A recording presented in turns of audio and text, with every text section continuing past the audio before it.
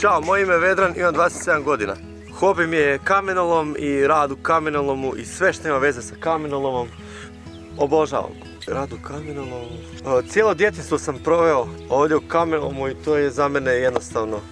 Ne mogu zamisliti dan bez kamenoloma. Da. Često kad sam usamljen popnem se ovdje na najviši ovaj dio i bacam kamenčiće i nekad znam lavinu izazvat pa onda to se sve sruni. Onako, da se nešto događa, da nije dosadno. Onako, nekad selom nema šta se raditi, ovako nedjeljno popodne, utakmica, misli i to. Ovo je samo sad, ako pogledate ovaj jedan dio, to sam sve prošli tjedan, sve sam, to je rukama. Ne volim se služiti ovim alatima, sve rukama, ručno, znači kidam kamen po kamen, čistim i bacam dolje gdje, kasnije ću vam pokazati gdje se to sve pomoću strojeva, jer ne mogu oba dvoje raditi, onda to strojevi sve smelju i taj kreć prodajemo, to je inače kreće se voćke s tim, kuće, ne znam, iznutra, dobro nekad se u bunar baci da iz bunara da ubije ove bakterije, da voda bude pitka. To se sve radi od toga, a sad ćemo pokazati dalje kako to ide.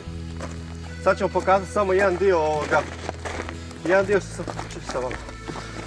Ovaj kamen ne bi trebao ovdje uopće biti kad trebao sam ga tamo staviti.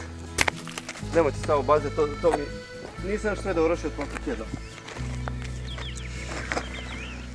Oj,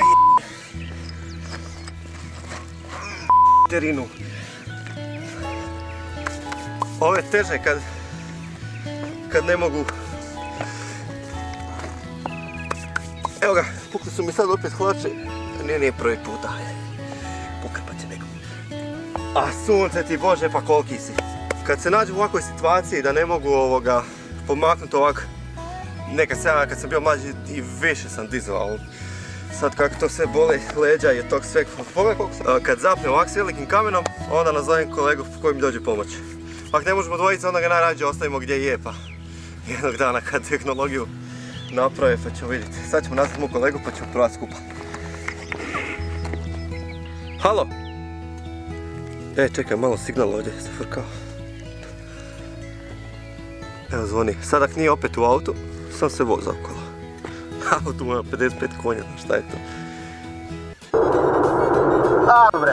Halo? Gdje si? Slušaj, trebam pomoć. Reci. Neki kamen ne mogu maknuti tamo. Jedno te tvoj kamen, gdje si? Gore sam u brdu. Na kamenolomu. Ajde, evo za 5 minuta sam gore. 5 minuta? Da. Može. Dogovoreno. Ajde, zdravo. Ajde.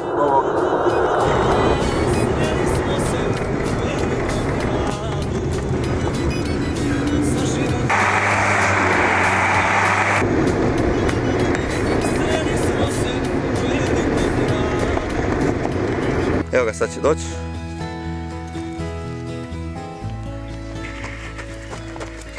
Gdje si? Da, slušaj, to ti je ta gradosija. Ja sam mislio da ga odnesemo tamo na drugu stranu brda. Preko? Da. Ko može? Uvuda ili ćemo dole se spustiti? Pa ne znam. Možemo ići težim putem, uopće nije. Može, onda idemo. Može, ajde. O, bateri na tam. Evo, još 2 kilometra. Evo. Čekaj, pucaj mi hlače. Pucaj mi hlače. Odošle mi hlače, opet. Neka. Ali te su mi bile jedne od najdražih. Još sa 8 godina kad sam trčao tu po kamenolomu.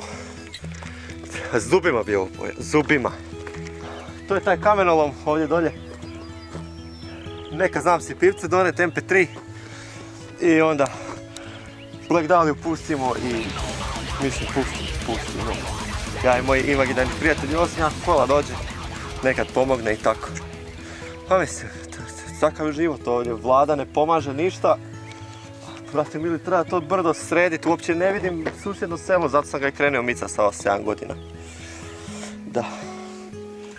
Sad ću vam pokazati još neke stvari, ako nam sunce ne zađe u međuvremenu.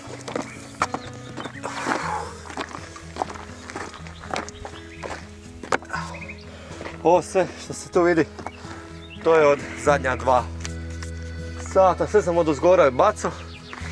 Onaj veliki kamen je ostao gore. Njega nisam uspio Dosta za danas. Ništa, idemo se prošetati poljem i to je to.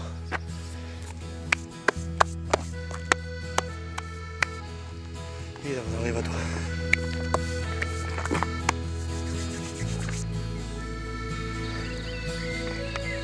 Ima li šta bolje nakon dana u kamenolomu na ovakvu livadu doći i odmorit se među svim ovim silnim maslacima. Koji to miris, čeće? Koji to miris? Kamenolom i kamenolom, ali ovo je... Maslačci, maslačci, la la la la la la la.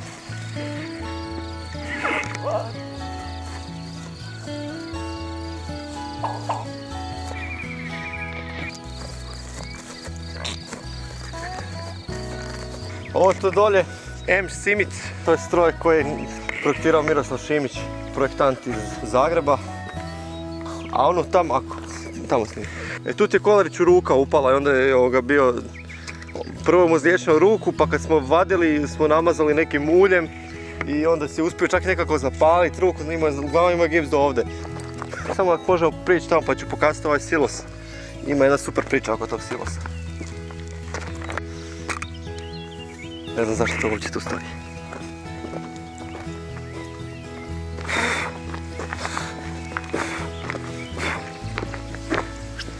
A ovdje imamo ovaj poznati kamenološki potok koji ide skroz od gore prema dolje. Tamo ono je malo je Kolariću ruka upala unutra. Onda smo ga hitnom intervencijom spasili. A ova dole se pokvarila još kad sam ja imao jedno 7-8 godina. Ova dva silosa, žuti je ravno iz Houstona dovezen, to je dno ove američke rakete za, od nas je, mislim Apollo 12, 13, ne znam koji je već. A ovaj crveni vidi se da je ruski, samo je izgubio malo boju. To je još nekad dole ona vatra kad šiklja i gore uđe majmun i onda to ide u svemir. Evo onakav avion leti samo malo na moderni pogon ovoga, eno ga tamo.